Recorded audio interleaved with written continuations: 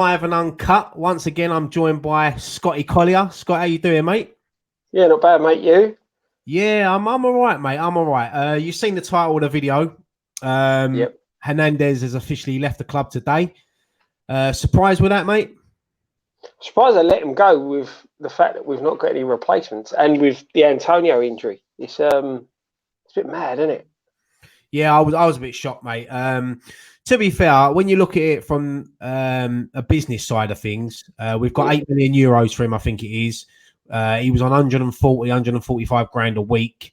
So the money we've saved there is decent. I think getting 8 million or 7.5, what it is for him, is good, because we only paid about 12, didn't we? 12 million, million for him. So he only had a year left on his deal. I'm just surprised that we've let him go, considering that Antonio's out for the next 3 months. And God forbid, touch wood, mate, but if Sebastian Haller gets injured, that leaves us in shit street, to be fair. Yeah, that's the thing. If we didn't have the Antonio injury, it wouldn't be so bad, because you can, even though we don't want Antonio playing up top, you think like, oh, we've got a player that can, we've got another striker, we've got a player that can cover. But like I said, it is good business. It's for a year left on his contract, for the age he's at as well. Like you said, the saving and the wages, the transfer fee, that's a good bit of business, but it doesn't benefit the playing squad. No, I mean, we've got obviously a Jetty as well, striker. Grande Silva, I think, he's out until October time, so it is really just them two. So we just got to hope that we just got to, fingers crossed, mate, that Sebastian Haller doesn't pick up an injury. But I'll just quickly read you. Hernandez, released a statement, but he put on his Twitter, he's put, "Thank you, West Ham, for granting me the opportunity to be my home during these past 2 years. I leave with the best memories, and I wanted to express my total gratefulness to the club, manager, teammates, and the fans." See, I like that. I do like that when a player does that. He's obviously forced to move. He's taken a massive wage cut as well to go to Sevilla. So he was desperate to leave the club. Yeah. I think he said that in the summer, didn't he? When he said that he's actively seeking a move away from the club. But the thing with him, he didn't get the move that earlier in the transfer window, and he's not shut up shop and not bothered doing anything. He's still trained. He's still put in an effort. He celebrated his goal. It's not like he's done a piet for his toys out the pram and said, "I'm not playing. I'm not doing this. I'm not doing that." He showed that he's a true professional footballer. He's true to his word, and it's good to see. And I think that's why the club have honoured his move. Yeah, I think if the deal didn't go through today, he would have just got his head down and carried on until probably January or till the end of the season. But he scored 17 goals in 63 games for West Ham. Never really, I wouldn't say set the world alight, but he never really had an opportunity, did he? I felt that he's always, since he come to the club, he's always been a bench player, which surprised me, because we was crying out for a goal scorer and we signed Hernandez, and I thought, we've got one now. Some people didn't rate his effort on the pitch. He's a poacher, isn't he? Yeah, he scored 53 goals in the Premier League, all of them come in the box. So exactly. that just tells you now. But Gary Lineker. I'm a bit gutted. I'm a bit gutted, if I'm honest, mate, to see him go. Same, mate. I thought he was perfect. He's a perfect player for us to come off the bench if we need a goal.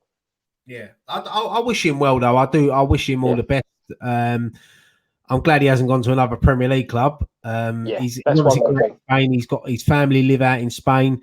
I just think, it's a good bit of business, money-wise, for the club, and it lets us now invest in someone in January, because we can offer bigger wages now to another player coming into the club. Yeah, that's it. It just opens a door. We could probably, with the wages that we've saved, plus that little bit of cash, we could probably go out and get 2 players in January. Because we've still got money where we've got transfer kitty, but we've still got wages floating around. And he was probably a third, fourth biggest earner. So Hernandez, yeah, he was our biggest earner. Was he? Oh, because Arnie, with Arnie obviously going. So it's a lot of money to pay someone just to sit on a bench and be second fiddle to Haller. I just thought that with the with him getting the number 9 shirt in the summer, I thought that Pellegrini had put his arm around him and said, look, we're bringing in, it would have been Maxi Gomez at the time, but they said about Sebastian Haller as well. I want you to be an important part of the squad. Want you to be an important first team player as well. And when they give him that number 9 shirt, I thought to myself, right, he's going to get a real chance this season, because it showed at Brighton when he gets a chance, he sticks it away. Exactly. But yeah, I mean, look, I haven't seen anyone really badmouth him. I've seen a few comments on Twitter saying good riddance and all that, but I think sometimes that just comes down to a bit of bitterness that a player's left your club. Yeah, you've got to appreciate the type of player that he was, the system that we played. If you go back to previous post-match pints, 4 or 5 years ago, when we were saying we're crying out for a poacher, someone just to stick the ball in the back of the net because of the way we played, when we were fizzing balls across the box and things like that. And then we finally get one, but we're changing the style that we play. We're playing with the one up front with the stronger hold-ups type player. If you go back to that last season at the Boleyn, if we had Hernandez there, who knows what would have happened? You know what I mean? Because there was many a time when we needed a poacher then, and we didn't have that. So it's just one of them. I just think the timing of him coming in, maybe if Bilic had stayed on, he may have got a bit more, but with the way Pellegrini now is, with the difference in the way Pellegrini sets up with the lone forward, we knew Hernandez couldn't play that role. Look at this comment here. Look at this comment here. Look, where is it? There we go. Arsenal fan TV rip-off. Well, for one, we're in West Ham. For two, I don't see Arsenal fan TV do many of these shows. And for three, we ain't saying blood, fam, and all that stuff. So, mate, you know where to go. Exactly. It's not Arsenal fan TV the only ones that can have a fan channel. Like, sorry, we're West Ham and we love doing this channel. We're doing it for about 4 or 5 years now, so I wouldn't call it a rip-off. No, exactly, mate. Exactly. That's it. Like I said, we're not another Arsenal fan channel. We're not trying to be exactly the same as them. We're being our own independent, supporting our club, doing this for our club. Exactly. Yeah. Anyway, let's get back to important matters. Hernandez. As we both said, I think you made a good point, and I had to stop you because I said save it for the show about the transfer window. Still being open. I agree with you, mate. I think it's ridiculous.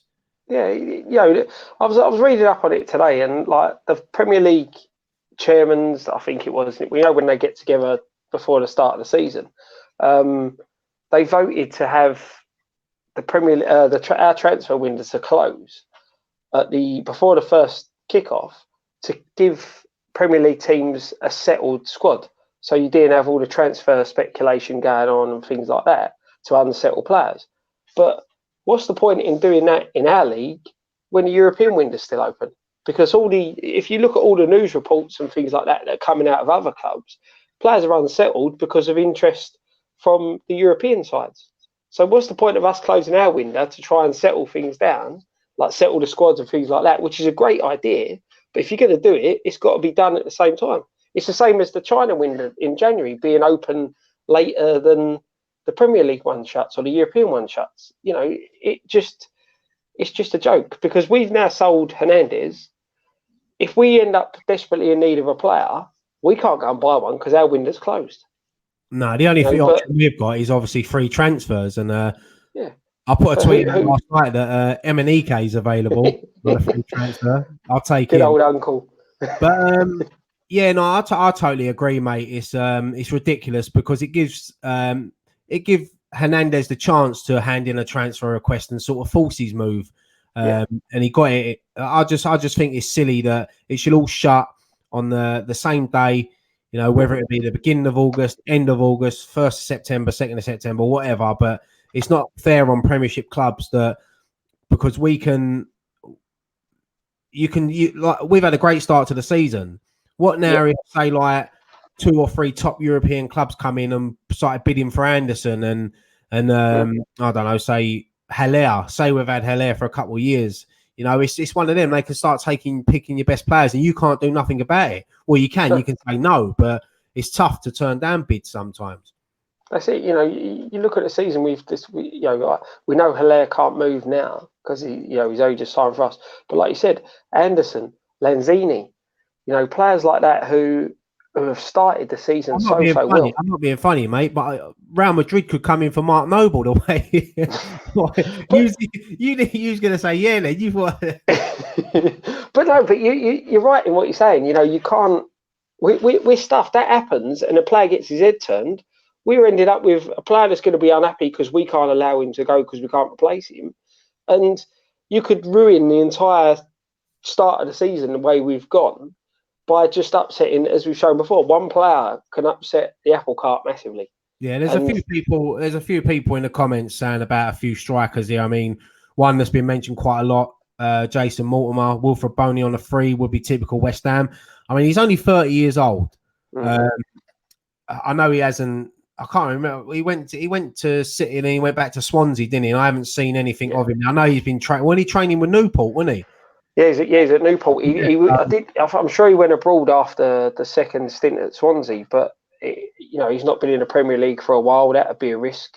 Yeah, I mean, I can't see that happening. But do you know what? I mean, one player that he joined, I can't know, he joined an Italian team, but Llorente, who left Spurs, would have been a good shout. And now you look at it, I mean, maybe like Andy Carroll, maybe we should have maybe offered him a pay-as-you-play deal. I don't know. It's difficult, isn't it? I mean, someone's just come up with probably a sign in the summer here if we got him, but I can't see it happening.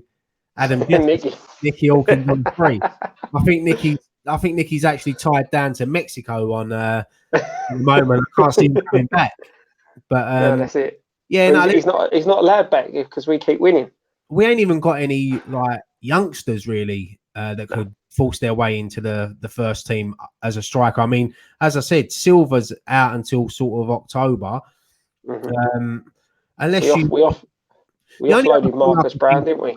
The only other thing I can think of, and I mentioned this before on the social a little while ago, someone sent it in as a question. I thought it was a really good suggestion that maybe Pellegrini's maybe looking at maybe moving Yarmolenko to play up front because he played there. He's played there in his career and he scored a lot of goals.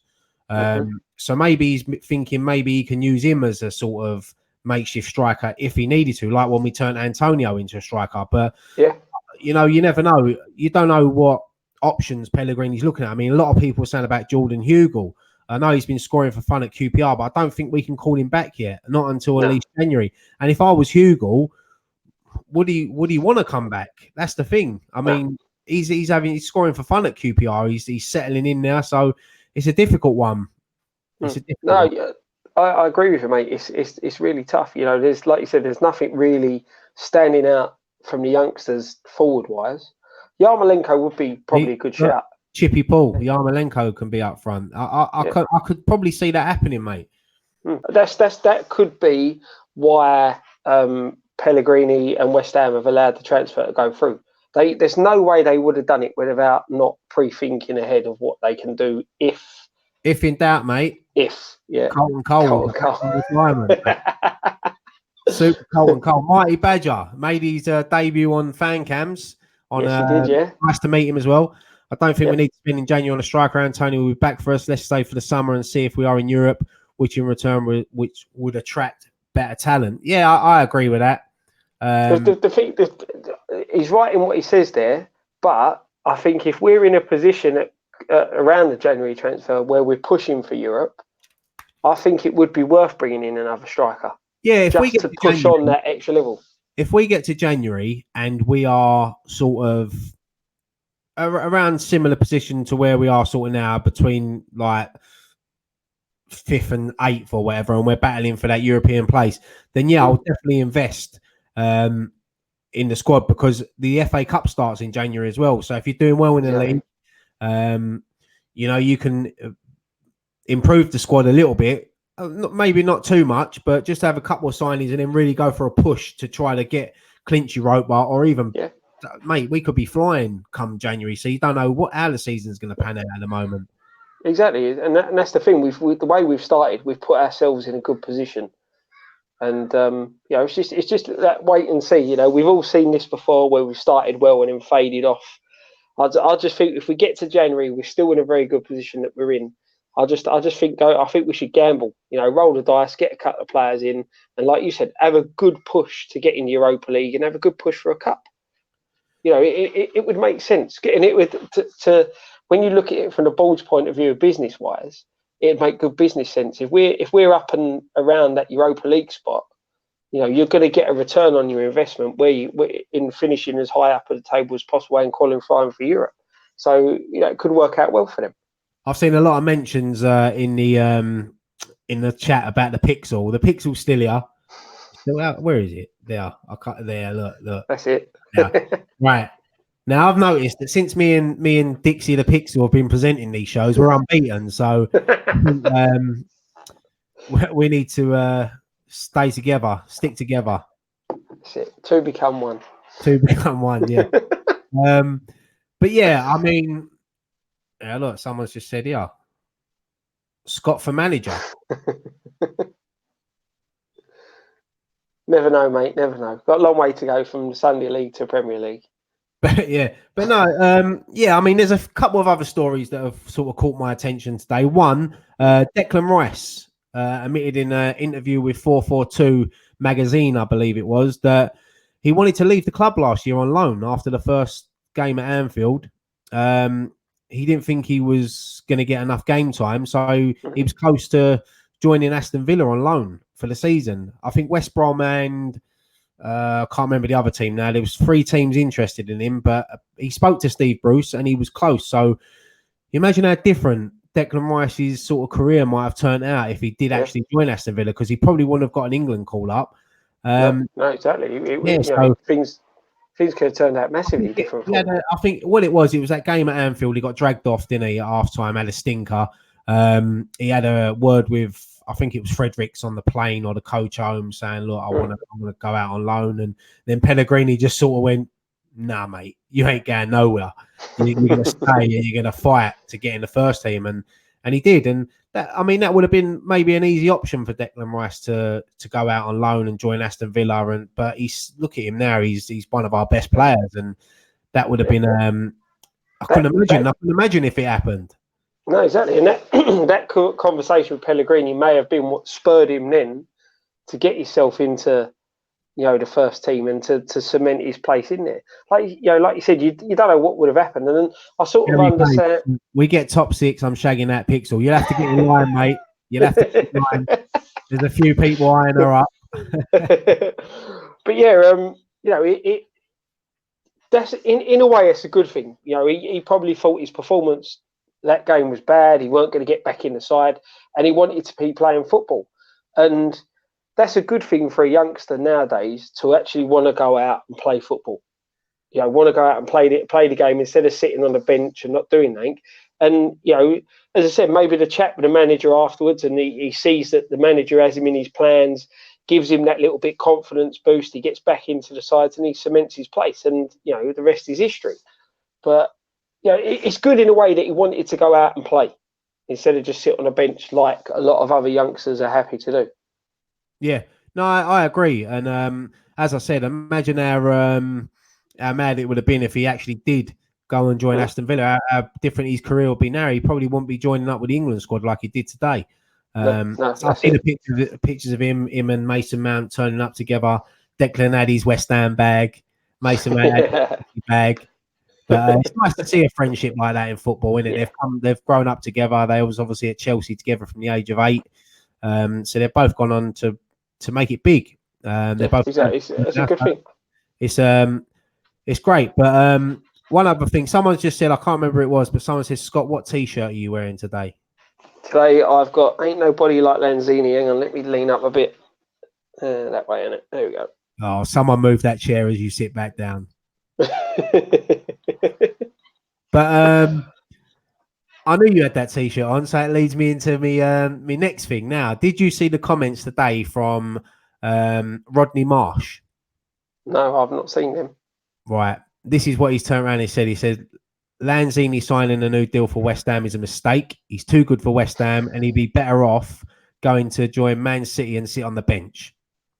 Now, for me, I think not only does that disrespect sort of West Ham, it disrespects our fan base. It disrespects everyone connected with West Ham. For him to turn around and say that he's too good for us, but he's only good enough for Manchester City's bench. Yeah, I've got feelings on Rodney Marsh, and I know it's early, but he's an absolute wanker. I can't stand him, and there's a reason why he's not on telly no more. Yeah, he's another dinosaur like Graham Souness. You know, these people, they come out with statements. You were good back in the day. Football's evolved massively from when they were playing, and how they keep a job, I never know. You know, that disrespects the player as well. Even Manchester City fans were saying how disrespectful it is to West Ham and what a joke. He shouldn't be saying things like that. And I just don't think so. I don't think Lansley. I don't think any player's too good for West Ham. No, of course not. Some people say we are a massive club. You don't sell out nearly 60,000 seats every game. Look, we played no disrespect to Norwich, but it's a sellout on Saturday. We've got 54,000 season tickets sold there. It's hard to get away tickets because we always sell out away grounds. So yeah, exactly. At the end of the day, it's better to be. He's playing for a Premier League side. You know, a team that's we've been out of the Premier League 4 seasons since it's been around. You know, it's not like we're a yo-yo club that are up and down, and he's playing for us in the Championship. We're an established Premier League side. You know, we've been in European football. Yeah, we got knocked out early on. We still qualified for it. You know, that's what I said. The guy's a dinosaur, mate. Guy's a dinosaur. I was just, look, this sums up Rodney Marsh here with this comment. Where is it? Where's it gone? Oh. Basically, I've missed it now. It's gone up, but it basically said Rodney Marsh also said that Van Dijk's as good as Bobby Moore and I think it was Van Basten. I think it was, or yeah, goes to show what he knows, mate. Yeah, but yeah, I mean, I just thought I'd bring that up because we was talking about Lanzini, but we spoke about him last week. He was massive in signing the deal. Yes, and he showed on Saturday what an important player he is for West Ham. Yeah. Unbelievable. The thing I liked about it Saturday is you see a lot of players get that new deal and then they stop playing. You know, they don't. And I thought it was my man of the match Saturday. He was everywhere. It was Beckenbauer, not Van Basten. Beckenbauer. Yeah, he's. It's a good one. Darren Jenkins, thoughts on Felipe Anderson Saturday. He was immense. People saying he should be doing that every week, but the harsh reality is if we was doing that every week, he wouldn't be playing for West Ham, which is, that is true, isn't it? He probably wouldn't be playing for West Ham, but how good was he on Saturday? I mean, I watched the replay back. Mm-hmm. That thing just before half time when he sort of took it round the player, then nutmegged the other player, and you see Sebastian Haller's reaction. Have you seen it? Yeah, I saw it on Twitter this morning. He put his hand on his head, and he's like, "Oh my god!" You know, like how good was that? It's like almost he was sort of embarrassed that he was doing it. Like, what a player he is, and if we can get him playing like that week in week out, I know he probably wouldn't be playing for West Ham, but. He's a joy to watch, and as I said on the fan cams, mate, it was watching him on Saturday, and I don't like mentioning his name, but it was like watching Pyatt back at the Boleyn when he just used to take it round players for fun. And if we can get him up to that sort of level, mate, then what a hell of a player. Oh yeah, look, he's got it in there. We've seen it. He's got it in his locker. The thing with Anderson for me is his consistency. He's a little bit inconsistent. Just quickly, Scott. Go on, mate. Hello from Holland, lads. Alec Ward, say hello. Hello, Alec. How you doing? I like putting you on the spot like that. Someone's watching us from Holland. It's mad. I know, it's crazy. I do find it mad. It's like when people send in pictures of them watching post-match pint in LA and things like that, and I'm like, what? You know what I mean? Yeah. Well, it's the fact that people also watch us in Australia. Yes, it's mental, all the way around the world. You know, it's good. It is good. It's the power of YouTube. But that's it, mate. Yeah. And Anderson, he's we said this on P&P that the fact that why can't these players perform at their highest ability and still play for us. As I said, a lot of thing is, you want to play, the best players go and play for the best clubs. That is good. You want to progress, you want to go and play for the likes of Barcelona, Real Madrid. These are historical clubs who are massive. But sometimes players, as I said before, should stay at a club like ours and progress us as a club. The more better quality players we are, the better quality that, Anderson looks better when Lanzini's on fire, Yarmolenko's on fire, things like that. It increases their levels. Another one. I thought that's it. Do you know what? I thought it was Paul McCartney watching us. But it's Paul McCartney watching from Dubai. Doing a great job. Thank you so much for that, mate. Really Paul. Appreciate that. I'll tell you what, though, if I was in Dubai, I wouldn't be watching West Ham Fan TV. I'll be out in the sun. But no, thank you so much for watching, mate. We appreciate it. We really do. Massively. Nicky, Dan, and Graham as well. We all appreciate it. When you think about it, we just used to think it'd be our mates and our mums and dads that used to watch us. So they don't even watch. I know. my dad will comment every so often, or he'll text me and say, "Oh yeah, I've just seen you on Facebook and things like that." But yeah, they don't really watch the game. Watch us. Said to me today, they went, "I see you in a new Football Manager advert," and I was like, "Yeah." I remember playing that game as a kid, and now being in the advert, it's mad, isn't it? Crazy, mate. Absolutely crazy. I get nothing for it, but it's just it's bad. I think you see me for like a millisecond. There's me, you, and Nicky on the podium. Mate, extras are just as important. But what else you got to talk about? If anyone in the chat obviously got a topic you want us to talk about, chuck it at us. But yeah, I think that's mainly it for sort of stories today. Hernandez being the main one.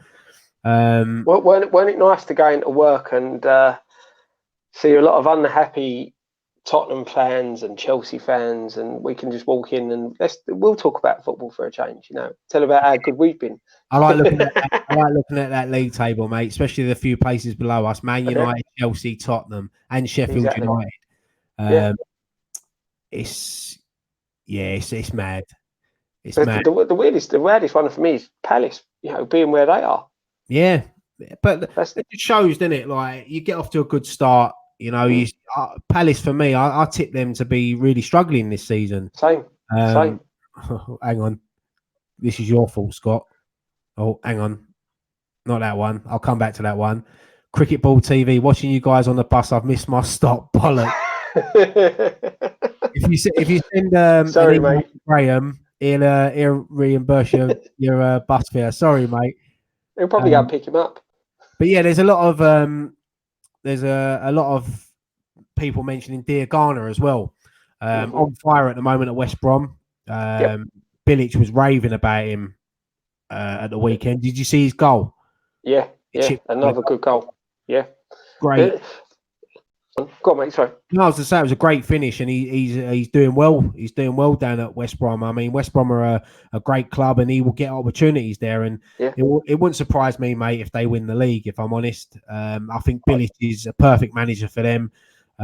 Look, I got no bad words to say about Slaven Bilic. So I wish him well. Obviously, Julian Dick's there as well. I wish him well. It's nice to see him back. In professional football. I say professional, he was a thingy, but it's good to see him back at the top. So if you know what I mean. Yeah, I'm with you, mate. I think Slav will get them up, and like I said, I think they will be. If they don't win it, they'll be pushing to win it. Towards the end of the season.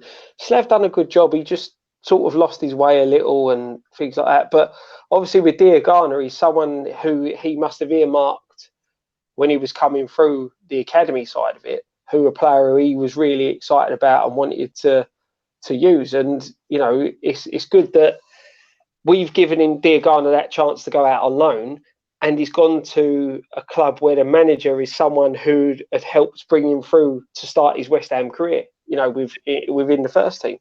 And it's a win-win. West Brom have got, we all know, we've seen the talent Dear Garner's got, and they've got a really, really good, exciting winger there.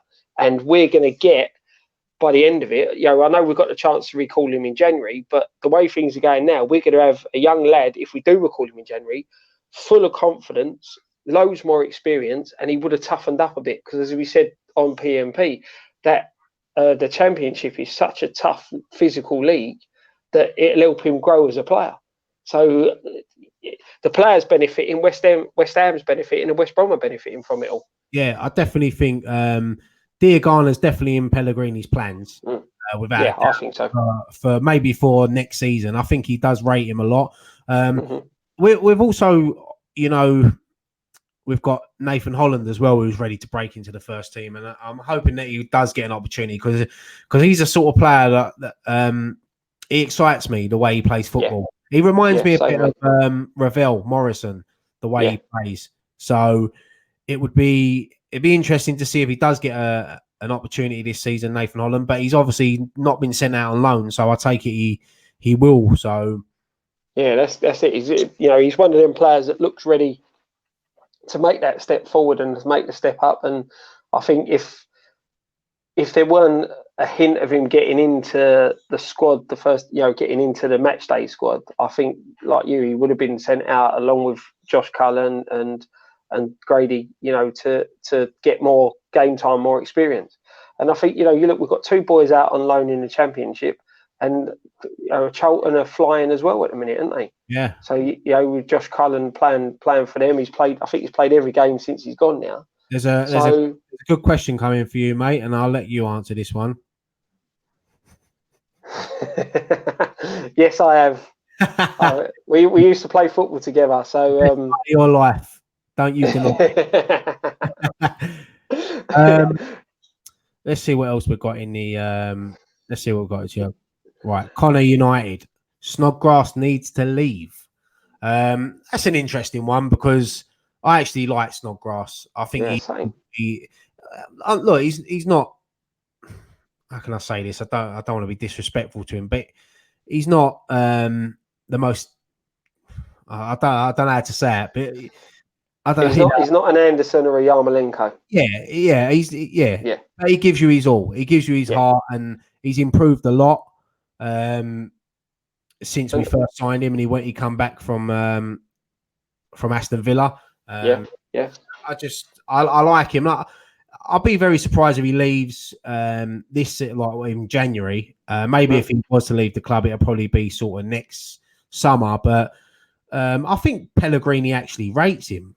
Yeah. So the thing is, we've said before, there's certain types of game where you need certain types of players, and Snodgrass gives you 100% week in, week out. Now, even if he's having a stinker, he's still putting the effort in. And sometimes there'll be games when we need a bit of that over the flair.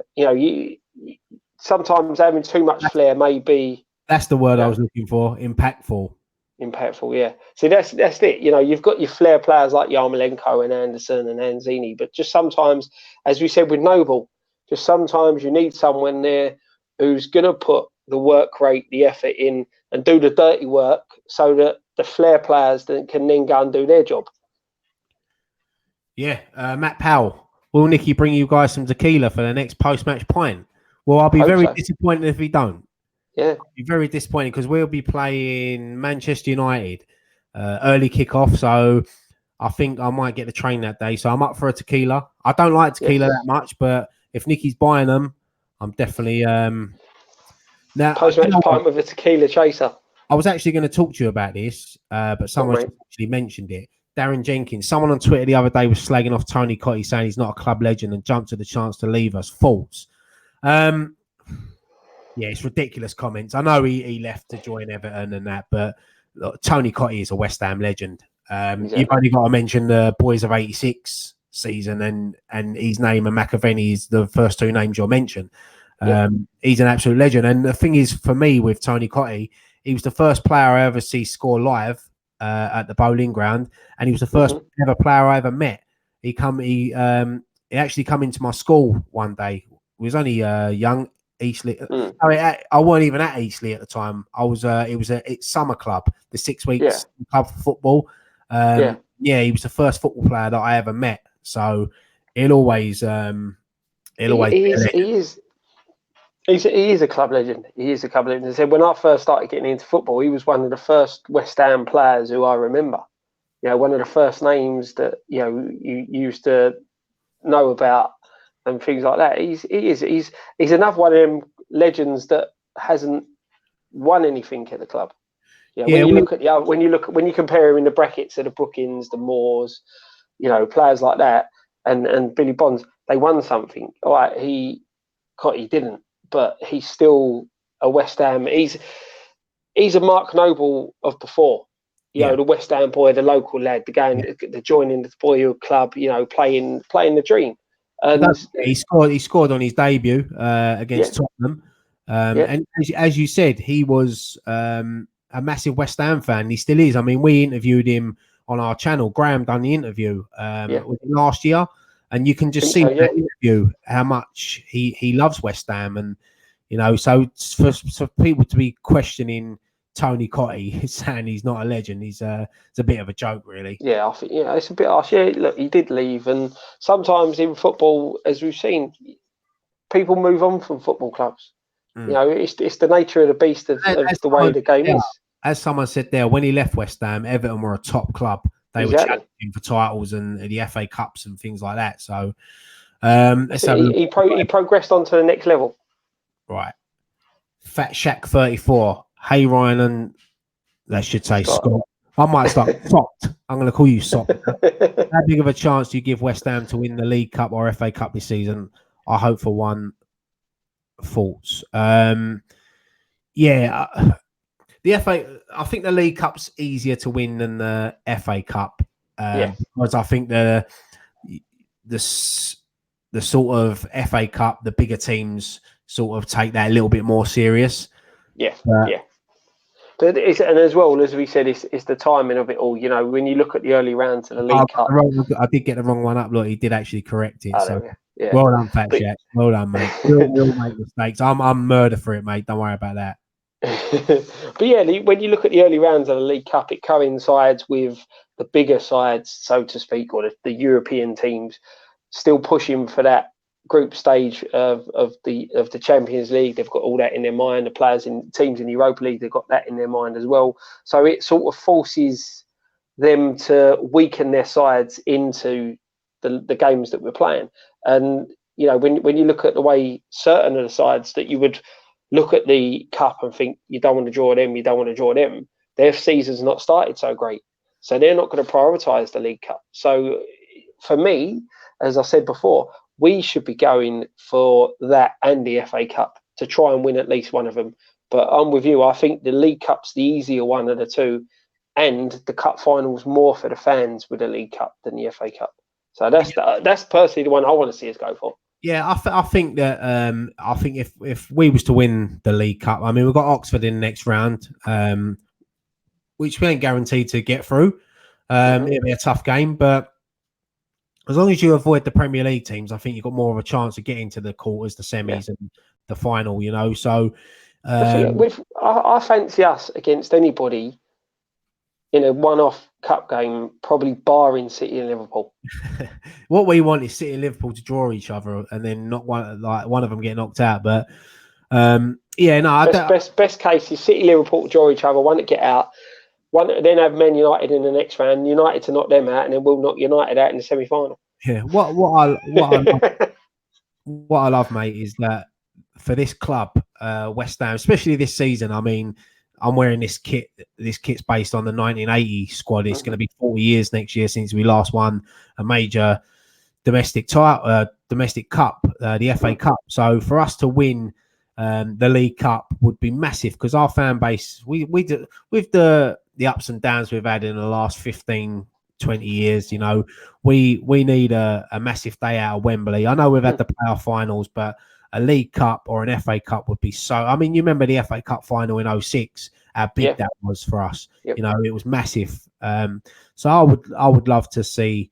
I'd love to see us go for it, and we've never won the League Cup. So no, exactly. Our 3 FA Cups that we won. So and that's what it's about, isn't it? That's why we support a football team. That's why we love football, because it's the winning, and you want to see your side win trophies and do well. And as we've said many a time, it's the cup finals and the cup wins. You go down, no matter what you look through history, they're the dates you remember. And as a fan, you remember where you was. If you weren't at the game, you remember where you was watching it, what you were doing at the time, everything. Yeah, I mean, someone's just said here, where is it?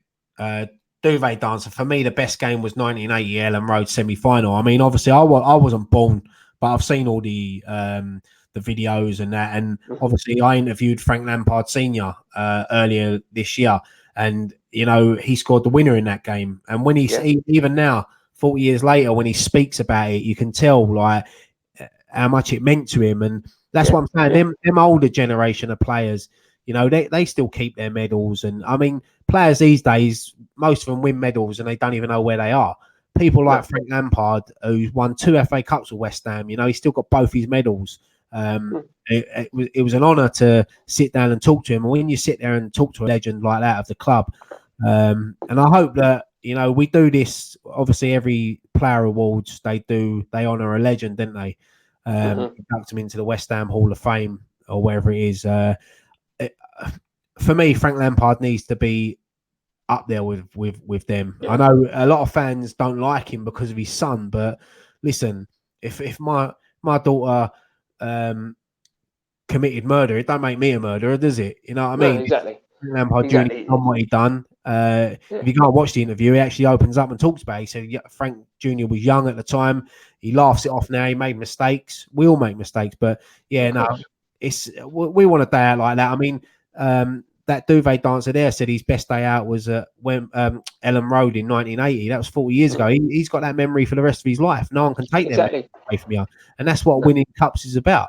You're getting darker and darker by the second. Yeah, I know. I'll have to open it. Yeah, there we go. A bit more light.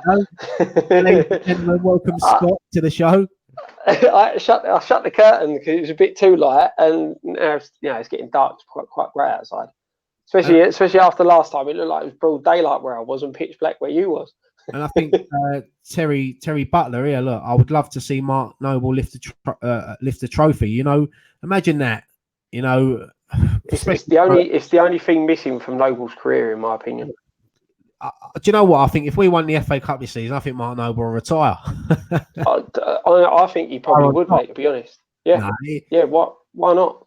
It would be massive, mate, for this club, and it deserves a bit of happiness. We've not had a great, the last couple of years with the move to the London Stadium, all this stuff with the board and things like that. So for us to win a trophy will be massive for this club. So I hope that Pellegrini has learned lessons from last season, and we go out and we do take these cups serious, because I don't think we're going to be any danger.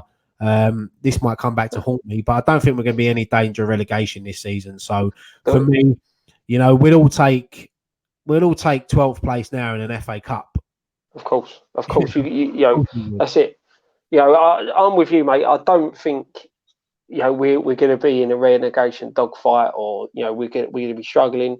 We're going to finish in and around mid-table, if not higher, and said just push for the cups. Like you said, I'm with you, mate. We need everything we've been through, and as we said before, there's other teams out there that are going through bad times now, but everything we've been through in the past 5-6 years, we need something to lift us, to lift the fans, and it'll probably be something that unifies the whole fan base again. Oh yeah, 100%. 100%, mate. There'll probably be arguments over Twitter about who can get tickets and can't get tickets. But I think for them occasions, mate, it don't matter where you are in the world. You'll all be glued to the telly, whether you're at the game or you're not. Like I said, you'll have people. We've got people in here watching us from Dubai, Australia, Holland, and that. It'd be massive for the club. But there's a question coming from you, Scott. Scott, what is your bank account? No, I'm joking. Matt Powell. Who is your favourite ever player? I don't even know who your favourite player is, mate. I don't think. Obviously, mine's Julian Dix, but I don't know. I don't think you've ever told us. Right, because mine's a bit odd, right? So obviously, as I said, Cotty was the one when I first got into football. I remember, but one of my favourite ever players was Slaven Bilic, because for when he was at the club, the way he defended and the style that he played, for me, I've not seen. I was getting into football, playing football at that age myself, and that's when I first got my season ticket and things like that. And I was a late developer in the football. I didn't get into it till, probably the first ones I remember was the 1990 World Cup. That's probably when I started getting into football. But yeah, Slav was one of my all-time favourite players. How old were you? 1990 World Cup, you'd have been 25? I was 10. Yeah, I remember Bilic. I remember he had that great partnership with Mark Reaper. Yeah. I was there when I remember Bilic scoring. We played Liverpool at home, and I was sitting just behind the goal when he scored. So, listen, it's a weird one, but he as a young teenager getting, I was a young teenager, 15, 16, 17, that sort of age. When was Bilic there? Was it 95? Yeah. Yeah, so I was 15, 16 sort of age, and that's what I said. That's what he was, just one of them that I always remember, and he was probably my favourite, and that's why I've always stuck with it. Yeah, I mean, obviously mine's Julian Dix, but I've had some, there's other players over the years. Mark Noble for me is definitely up there. Obviously Di Canio, Trevor Sinclair for me. I love Trevor Sinclair. Yeah, great player. I remember the day we signed him, how happy I was, and I'll never forget it. And I was at his debut when he scored 2 against Everton. You can't. Cotty, Di Canio, they're all great players who I've got good memories of. You got good memories of them, As much as I love being my age, and I don't want to be older, I do get jealous sometimes when people say that they've seen Trevor Brooking play and Bobby Moore and Jeff Billy Bonds. Billy Bonds, mate. Yeah, Billy Bonds is the main one for me. When I started getting into West Ham, he was obviously a manager at the time. So, it's massive, them sort of players. And, I do envy some fans that have got to see him play, I would have loved to have seen the likes of Bobby Moore play, mate. Yeah. To see it live. That's a good thing. We'll be able to just click on YouTube and watch Billy Bonds highlights and Frank Lampard Senior highlights. Because I remember when I done the research when I was doing his interview, and when I see some of his goals, and you can see where young Frank gets it from, and he was a left back.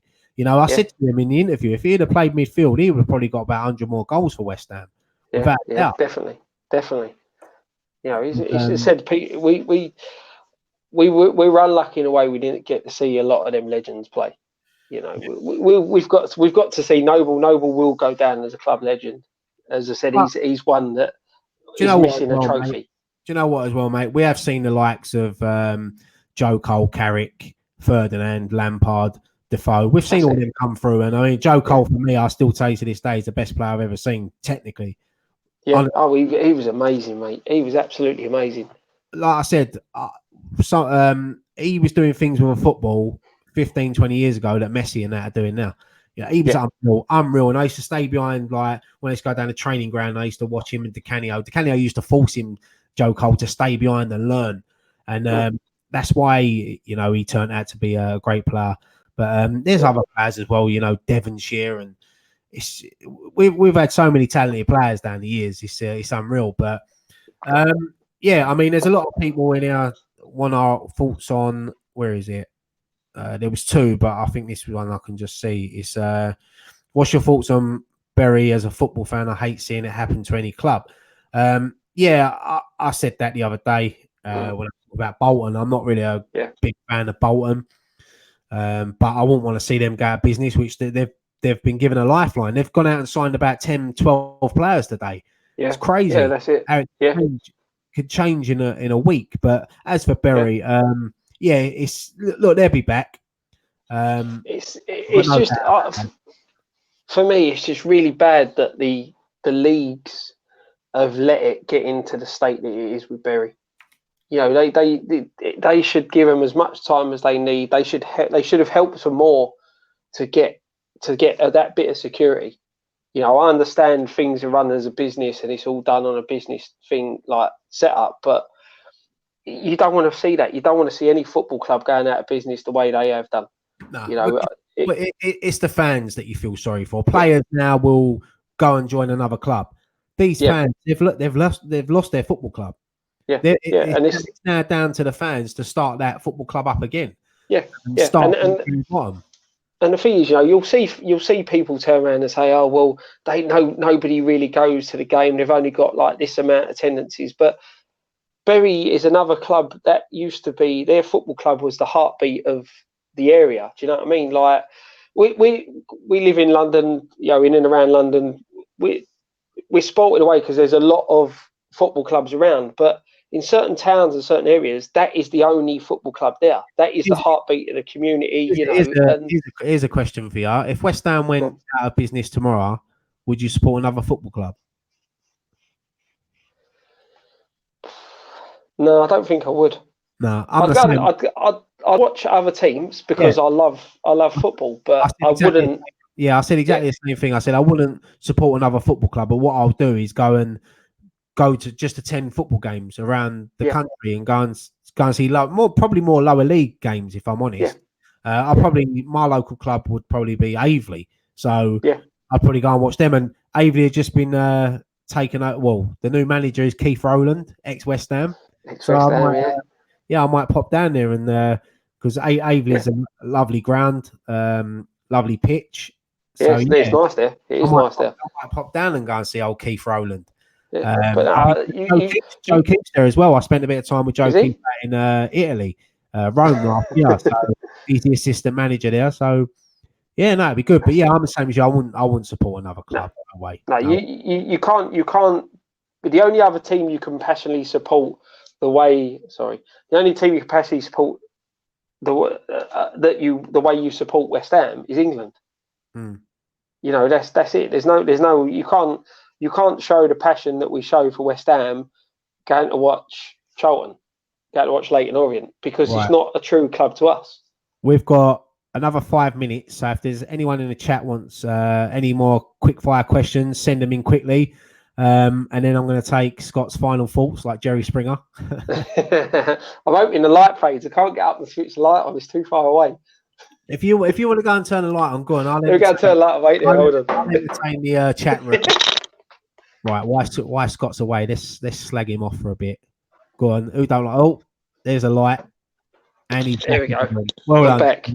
It's being inside, it's getting a bit dark now, isn't it? It's getting darker sooner, isn't it, mate? I noticed that last night as well. It's it's not bad. I love the summer. You know what? I don't mind the winter either. No, it's just not nice in the mornings when I'm getting up at 4 o'clock to go and work. Getting up in the winter is a hard job. See, look, West Ham United fan 71. Ryan Scott, I was at Trevor Brookings' last game for West Ham in 1984. We lost to Nottingham Forest 2-1. I was born in 1984, so that just shows. I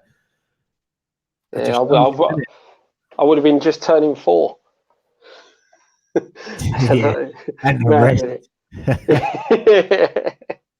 It's mad, but that's and the thing is for us, we'll be saying these things. I know it's not one things and all that, but another coin.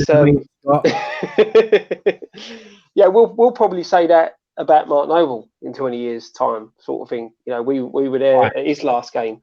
Yeah. There's one here. We'll quickly answer this one. Scott and Ryan, do you play football? We did, but not anymore. Yeah. But I have been asked to play in a game in a couple of weeks' time with some old mates, which will be good over. That'd be interesting. I think we're going to do a Power League at Beckton, I think. So that should be a lot. Rolling back the years, mate. Do you know what our team name was back then? And it's still named. It was called UFF. UFF. Fat fuckers. That's what our team name was. Yeah, no, that's it. That's it. No, I'm way past it. Me now, trying to play again. I've lost that question. Right, this is the last question. I'm going to leave on this one, mate, because this is a good one. I was going to mention this earlier. Thoughts on Haller number 9? I think Arnie got number 7 after 2 Premiership games, while he was number 27 when Faguli left. Do you think that we should give the number 9 shirt to Haller now? Now, if this does happen, then obviously the club have got to reimburse everyone who's got his number now. Yeah, his name's on the back of his shirt. But if Haller wants the number 9, then I think you just give it to him. Because coming in who's not playing going to take the number 9 shirt. As a striker, that's the main number, isn't it? Number 9. So, yeah, exactly. If he wants it, then the club will give it to him. The record of a number 9 shirt isn't that great for us lately, though, is it? It was Hernandez, then when it Carroll before that. Carroll, yeah. So yeah, so maybe it's a bit of a jinx shirt at the moment, but yeah, we'll wait and see. Ryan, I bet you're a left back. I actually wasn't. Do you know what? The funny thing was, during my school and younger career, I was actually a centre back. But then when I moved into men's football, and you realise that you're playing against 6-foot strikers, and you're like 5'7", yeah, you can't do that. So then I moved sort of into centre mid, which I enjoyed. I remember playing there one game and I scored 2 goals. So I thought, yeah, I'll stick to this. And yeah, as you know, I wasn't the quickest, but if you can hit a ball 40, 50 yards. Exactly, mate. That's it. Stay there and let the runners do the running, and you play. Exactly. Scott was a right back, and I'll never forget when he scored in the cup once, and he celebrated like a madman. We were 16 down at the time, but we won that game 4-1. We won that game 4-1. Did we win? Yeah. Correct. Do you remember that time when we played? Who was it? I think it was Barking Borough away or something like that. And we had a free kick on the halfway line. I remember Wayne, because he was captain at the time. Yeah. I went, and I lobbed the keeper from here because I see the keeper was on the edge of the 18-yard. He went, you ain't going to fucking reach that. And I remember I smashed it, went straight in. He just looked at me and went, you flash bastard, and run off. And I actually made it in the Nurem recorder. It said Archer from the halfway line. So that's it, mate. That's it. See? Made it into the papers. Oh, you take them, mate. You take them all day long. Exactly. We had some good times playing football, mate. We did. Yeah, we did. Well, that's how me, you, and Graham met. And obviously, I knew Nicky from previous. But yeah, that's how I met you and Graham. So joining a football club in 2005, whatever it was, you made friends for life. You know, I still talk to some of the people there that you don't see all the time, but you got their numbers and you still talk to them. I've still got some of them playing for me now for Thames. Yeah, it's nice, and that's what football clubs do. And like I'd advise any youngster, I advise people to do it with boxing as well. If you're looking for a hobby to take up, join a boxing gym. Yeah. You know, it gets you off the streets, it gets you in shape, and it gives you discipline, just like football as well. You know, and you never listen, mate. As much as I like playing games, I used to love training and the changing room and the banter. Yeah. The showers as well. I used to love shower. I used to sub myself for 5 minutes off so I can get the Radox and warm myself up for you boys. But that's it though. That's what it's about. You know, you get out there, you're making friends, and you know that's what we try to do with the Thames thing is bring a community together. And you know, we started out just West Ham based, but now we've got more people in, and it's friends of friends all coming to join and things like that. And that's what a football club's for. To make memories with your mates, to make mates for life, as you said. You know, we've all made it as friends for life. You know, and I remember that's what you want. I remember my last game for Newham in the cup final, the longest cup final in history. We won 1-0. I remember that. And I was made captain that game, and you know, you're with your mates. I didn't want to be captain. I was embarrassed to be captain. Really, I thought it was your last game. But then I thought. When I went up to get that trophy, mate, that was like me lifting the FA Cup. That's loved it, mate. That's it. Yeah. That was when it a 55-minute half, I think the second half was in that game. Yeah, it's because the balls kept going over there. Their team were smashing the balls over. But I mean, we're coming up to an hour, Scott, so we'll start wrapping this up now, mate. So what's your final thoughts? The topic was obviously Hernandez. What's you want to give us the final thought on him?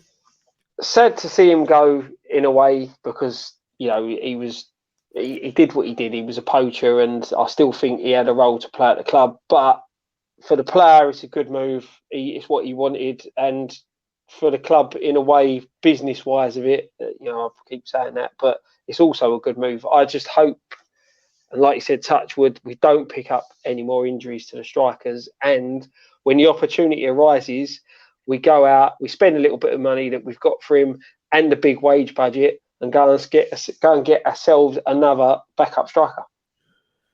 I totally agree, mate. I'm like I said at the beginning of the show, I'm gutted that he's left the club. I think I'm more gutted because it leaves us a bit short. That's the only thing I'm worried about is that Allaire could go and pick up an injury in the next game, and it's against Aston Villa, and you're sort of back to square one. We left with an unproven striker who may go on to surprise us, but it's a worry at the moment with it. I'm gonna a couple more questions, mate. Quick ones.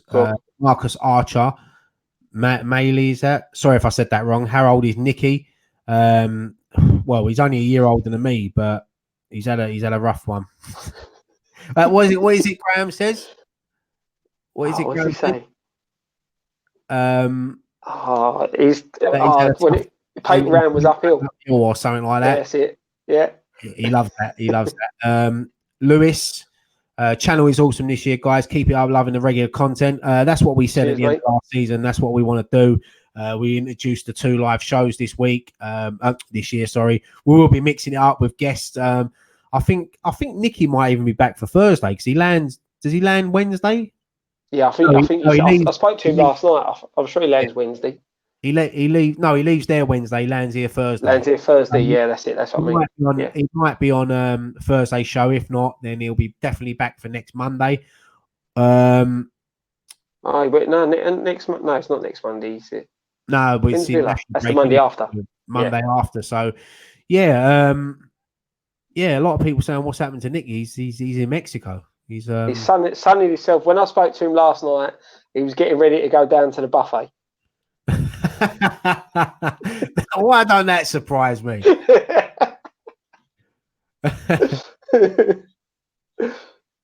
Oh, right. Yeah, I mean, that's it. I mean, Fat Shack knows the score. Look, mate, he knows it. One thing left to say, come on your eyes. Just before I'm going to do my outro. So, go on, mate. Scott, thank you so much for joining me again, mate. That's right, mate. Thank you for having me on. I enjoy it. It's good. Last minute change. I was originally meant to have Kevin from Sex, Drugs and Coal, but he couldn't make it tonight, unfortunately. But we will get him on the show soon. We are going to be having more guests over the next few weeks. As always, keep subscribing to our channel. I think we're closing on 46,000 now, aren't we? So get in there. It's massive for us. We're not as big as some other channels, but I think we put in as much hard work as most channels, and hopefully the better West Ham do, the better the channel does. Even though we're fan channels, it seems like when we lose, but I'd rather our channel have 1 subscriber, mate, but West Ham have success. Exactly. Exactly. That's it. That's what it's about. That's why we do this, because we love West Ham, not because for any other reasons. We love talking about West Ham. We love West Ham, and this is our way of. Yeah, people have said to me before, like, "Oh, you're only over West Ham now because you're just doing this channel and all that." But I've been going West Ham since I was a kid, and I'll still be going West Ham tomorrow if this channel give up and weren't no more. I'll probably go and watch Ram's chat. But that's it. If we weren't doing this, we'd still be mates. We'd still be going football. There's nothing would change. We just wouldn't be outside the ground. It's not only us as well. There's other channels. Hammers Chat. Free Hammers. West Ham Way. JP WHFTV. UTV. Sorry. It's they all put in hard work, and there's others. Well, if I haven't mentioned, it's not on purpose, but I love seeing what we got to say, but I love seeing what other fans have got to say as well. Because I want to see if I'm actually, if I'm either talking bollocks or if people actually agree with me. And the only person that really agrees with me is Gio. That's why he's my favourite. But that's it. I like seeing like the American Hammers guys. I like watching their stuff because it's good to see this platform of YouTube and things like that. Mention them, yes, American Hammers. They're a great channel, and we're hoping to have some of them boys on here soon as well. So, Graham, I think Graham's going to be on their show this weekend. Oh, that'd be an interesting watch. But I'm definitely tuning in for that. I do watch all their stuff. It's funny because when I wake up in the morning, there's always notifications on my phone because of the time difference. So I I don't watch the video, but I link it up to my Bluetooth in my car, so I listen to it on the way in while I'm stuck in the A13 trying to get to work. So, but look, Scott, we've gone on for an hour and 4 minutes now. We're in injury time. We're in Fergie time. So we'll leave it there. But thank you so much for everyone joining in tonight on the chat. Hope you've enjoyed tonight's show.